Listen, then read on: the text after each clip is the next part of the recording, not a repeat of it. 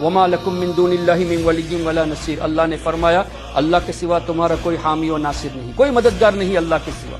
We have to accept. اب اس آیت کو لے کے کہتے ہیں دیکھو حضور بھی مدد نہیں کر سکتے، غوث و خواجہ مدد نہیں کر سکتے، اس لیے کہ اللہ نے فرما دیا. تو آپ ان سے یہ پوچھے کیا اللہ نے یہ نہیں فرمایا قرآن میں انما ولیکم اللہ ورسولہ، بے شک اللہ تمہارا مددگار، اللہ کے رسول تمہارے مددگار.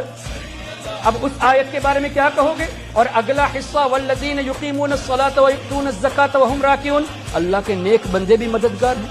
پھر فإن اللہ هو مولا وجبریل وصالح المؤمنین والملائکۃ بعد ذلک ظہیر.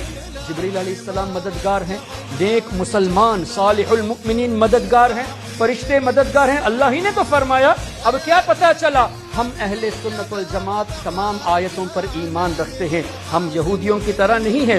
افتؤمنون ببعض الکتاب وتکفرون ببعض، کہ بعض آیتوں پر ایمان رکھے اور بعض کو جھٹلا دے، جیسے آج کل کے وہابی نجدی فالوورز کرتے ہیں. ان کی مرضی کے مطابق، ان کے سیلف ڈیزائرز کے مطابق نوجوانوں کو کنٹرول کرنے کے لیے قرآن کریم کو مس کوٹ کرتے نظر آ رہے ہیں.